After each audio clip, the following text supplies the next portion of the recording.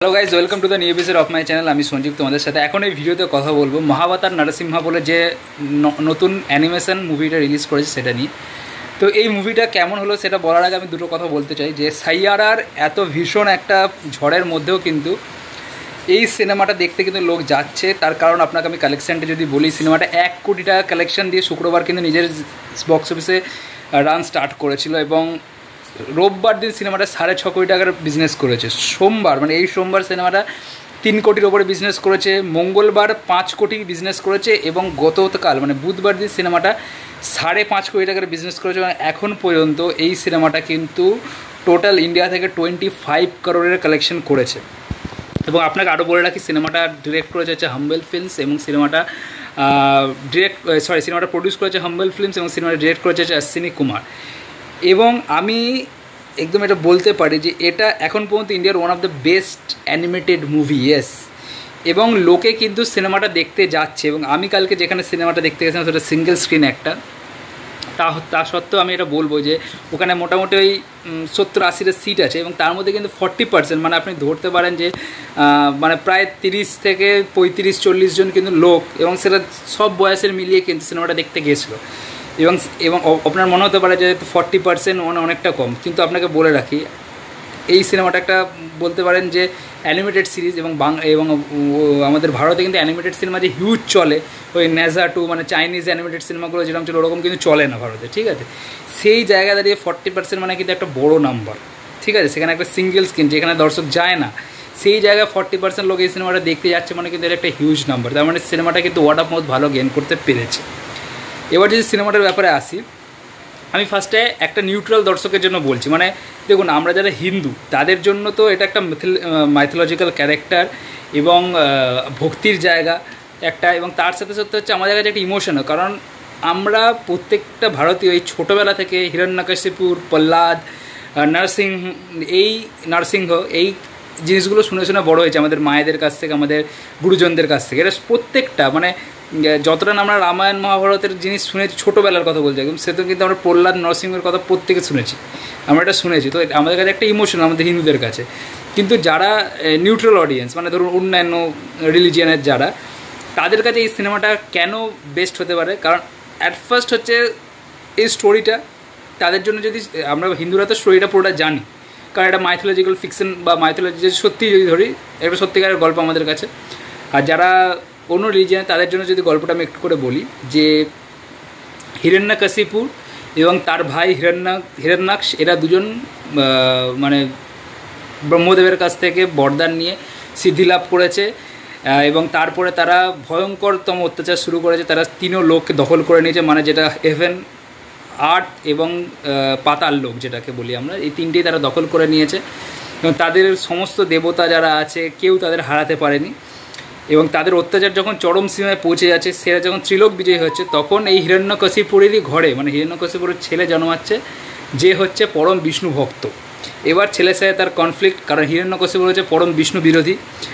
এবং তার ছেলেই যখন তার ঘরে, সে যখন আশেপাশে সারা পৃথিবী থেকে বিষ্ণুর নাম মুছে দিতে চাইছে, মানে ভগবান লর্ড বিষ্ণুর নাম মুছে দিতে চাইছে, তো তখন তার ঘরেই যখন দেখাচ্ছে যে ছেলে এত বড় বিষ্ণুর ডিভোটি, তখন সে তার ছেলেকে বিভিন্নভাবে মারার চেষ্টা করছে এবং বিষ্ণু তাকে কীভাবে বাজাচ্ছে এবং শেষ পর্যন্ত হিরণ্যকশিপু বিষ্ণুর হাতে কীভাবে বধ হচ্ছে, সেটাই হচ্ছে এই সিনেমার মেন গল্প, ঠিক আছে। তো এই সিনেমা নিউট্রাল অডিয়েন্সের জন্য যেটা মেন হতে পারে, যেটা ট্রিট হতে পারে, সেটা হচ্ছে এই সিনেমার ভিজুয়াল। আমি যেই জন্য বললাম one of the best animated cinema, কারণ এই সিনেমার ভিজুয়াল হচ্ছে দুর্দান্ত মানে দুর্দান্ত। আর প্রত্যেকটা সিন থেকে, সেটা রাক্ষসদের সিন হোক, সেটা দেবতাদের সিন হোক, সেটা হিরণ্যাক্ষের সঙ্গে বরাহ অবতারের ফাইট হোক, সেটা হিরণ্যকশিপুরের সঙ্গে নরসিংহদেবের ফাইট হোক, সেটা ওই আগুনের সিনগুলো হোক, বা সেটা ওই যেভাবে বিভিন্ন হিরণ্যকশিপুরা যখন বিভিন্ন রাজ্য দখল করে সেই সিন হোক, বা যেভাবে রাক্ষসদের সৈন্যদল মানুষদের বন্দি করে তাদের উপর অত্যাচার চালাচ্ছে সেসব সিন হোক, বা বসুন্ধরা আমাদের দেবী বসুন্ধরা সিন হোক, প্রত্যেকটা সিন কিন্তু অ্যানিমেটেড হলেও খুব ভালো লাগছে দেখতে।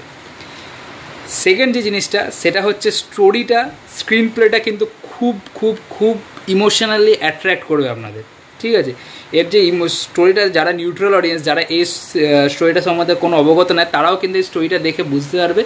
এবং কিছু কিছু জায়গায় ইমোশনাল অ্যাটাচমেন্ট এতটা ভালো আছে, যেখানে ধরো এই তোমার এই যে মানে আমাদের প্রহ্লাদ যেখানে যেখানে তাকে মারার চেষ্টা করছে, এবং সেখানে যেখানে যে প্রহ্লাদের সে ওম নমো বাসুদেবায় নমো এই যে স্রোত, বা যেখানে একদম একটা জায়গা আছে যে প্রহ্লাদকে সমুদ্রের মধ্যে ফেলে দেবে, সমুদ্রদেব তাকে তখন বাঁচাবে। প্রহ্লাদ তখন বলবে যে আমি সামান্য একজন নিকৃষ্ট একটা অসুর কুলের সন্তান, যে অসুররা হচ্ছে ভগবানদের সম্পূর্ণ অপোজিট, সেই অসুর কুলের একজন নিকৃষ্ট সন্তানকে কি ভগবান দেখা দেবে। এবং তারপরে সেখানে যে তার সে আকুতিটা, ওইটা শুনবেন। এবং তারপরে প্রহ্লাদ ওই আকুতি করতে করতে, কাতর মিনতি করতে করতে করতে করতে একটা সময় যখন মানে সে অজ্ঞান হয়ে যাবে, ঠিক সেই সময়ে ভগবান বিষ্ণু তাকে দেখা দেবে। ঠিক আছে, ওই জায়গাটা মানে এতটা ইমোশনাল অ্যাটাচমেন্ট যে অনেক মানে যারা একটু বয়স্ক দর্শক তারা কিন্তু ইমোশনাল হয়ে যেতে পারে ওই সিনটাতে।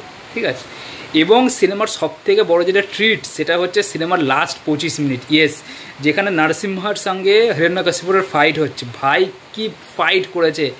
এবং ওইখানে যে নরসিংহদের মানে ভগবান নরসিংহর যে আপনার অ্যানিমেটেড যে জিনিসটা তৈরি করেছে, মানে সেটা কি লাগছে ভাই। আর ওখানকার বিজিএম, আর ওখানে যেরকম মানে ডিস্ট্রাকশন থিম দেখি, যেভাবে নরসিংহদেব মারছে, মানে আপনার দেখে ভয় লাগবে। দেখুন, নরসিংহ হচ্ছে ভগবান বিষ্ণুর যে 10টা অবতার, তার মধ্যে হচ্ছে সবথেকে মানে ফিয়ার্স অবতার, ওটা মানে সবথেকে খতরনাক অবতার, সবথেকে ভয়ানক অবতার ছিল সেটা। ঠিক আছে, পরশুরামের থেকেও খতরনাক অবতার ছিল ওটা।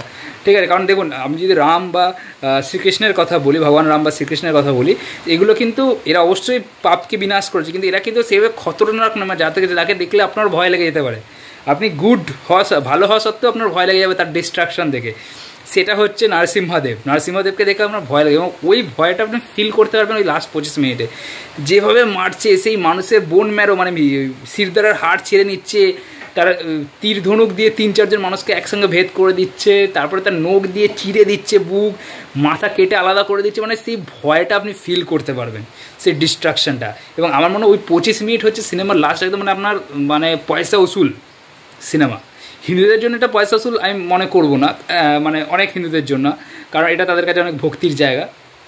বাট আমি নিউট্রাল অডিয়েন্সের কথা বলছি, তার জন্য এটা পয়সা উসুল হতে পারে এই জায়গাটা। ঠিক আছে, one of the best animated কাজ হয়েছে এটা আমি মনে করি।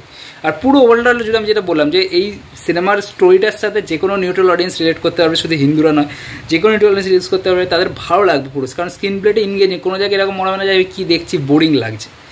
ঠিক আছে, তো এটা বেশ ভালো লাগছে। এবং আমি বহু আগে, আমি যখন ছোটো ছিলাম, আমার একটা রামায়ণের একটা এরকম অ্যানিমেটেড সিরিজ বেরিয়েছিল, রামায়ণার ওই অ্যানিমেটেড সিরিজটা কিন্তু খুব ভালো হয়েছিল। এবং তারপরে অনেকগুলো অ্যানিমেটেড সিরিজ বেরিয়েছে, ছোটা ভীমের অ্যানিমেটেড সিরিজ বেরিয়েছে, রামায়ণের অনেকগুলো অ্যানিমেটেড সিরিজ বেরিয়েছে। বাট অনেক দিন পরে একটা অ্যানিমেটেড সিরিজ দেখলাম, যেটা দেখে হ্যাঁ ভালো লাগলো, সত্যি দেখে ভালো লাগলো, যে মানে কিছু একটা দেখলাম এর মনে হলো। আর ওই শেষ 25 মিনিটটা মনে থেকে যাবে, যেরকম ওই অ্যানিমেশনের মাধ্যমে যেভাবে ভগবান নরসিংহকে তৈরি করেছে, এবং লাস্টে যে ফাইট সিকোয়েন্স, এবং লাস্টে একটা খুব ভালো ডায়লগও আছে, যেখানে বলা হচ্ছে, যেখানে প্রহ্লাদ বলছে নরসিংহদেবকে যে ভগবান আপনার যে এত অবতার আছে, সব অবতার জন্ম নিয়েছে যে পৃথিবীকে পাপের হাত থেকে রক্ষা করার জন্য, কিন্তু আপনি এমন একজন অবতার যিনি আপনার একমাত্র ভক্তকে, মানে একজন ভক্ত আমি, তাকে বাঁচানোর জন্য আপনি অবতার নিয়েছেন। ঠিক আছে, তো এইখানে একটা জিনিস মানুষের, যে ভগবানকে যদি আপনি সত্যি মন থেকে ডেকে থাকেন, ভালোভাবে আপনার সৎ অভিপ্রায় থাকে, তাহলে ভগবান আজকালকার কলিযুগে অনেকে বলতে পারে যে হ্যাঁ এটার তো কোনো মানে হয় না এইসব কিন্তু আজকালকার কলিযুগেও এই জিনিসটা খুবই সর্বসম্মত, যে যদি আপনি যদি জীবনে সৎ থাকেন, আপনার অভিপ্রায় যদি সৎ থাকে, তাহলে আর আপনি যদি সৎ মনে ভগবানকে ডেকে থাকেন, হয়তো আজকে কলিযুগে ভগবান ওই নরসিংহদেব হয়ে আপনার কাছে আসবে না, কিন্তু ভগবানের আশীর্বাদের হাত আপনার উপর সবসময় থাকবে। আর প্রহ্লাদকে বাঁচানো শুধু ভগবান নরসিংহদেবের কিন্তু উদ্দেশ্য ছিল না, হিরণ্যকশিপুর বধ, যে সারা পৃথিবীতে পাপের অন্ধকার ছড়িয়ে দিয়েছিল, সেই হিরণ্যকশিপুরকে মারাটাও কিন্তু ভগবানের উদ্দেশ্য ছিল। এটাও তো ওভারঅল এটা কিন্তু একটা দুর্দান্ত অ্যানিমেটেড সিরিজ হয়েছে। যারা যারা দেখেননি, আপনারা সাইয়ারা দেখেছেন, খুব ভালো কথা, ভালো সিনেমা। কিন্তু আমি বলবো যে একবার অবশ্যই গিয়ে, যদি আপনাদের সময় থাকে তাহলে অবশ্যই গিয়ে একবার গিয়ে এই সিনেমাটা দেখুন, আপনাদের অবশ্যই ভালো লাগে বলে আমার মনে হয়। তো দ্যাটস ইট, ভিডিওটা ভালো থাকলে অবশ্যই লাইক করে দেবেন, চ্যানেলটা সাবস্ক্রাইব করে দেবেন। Thank you.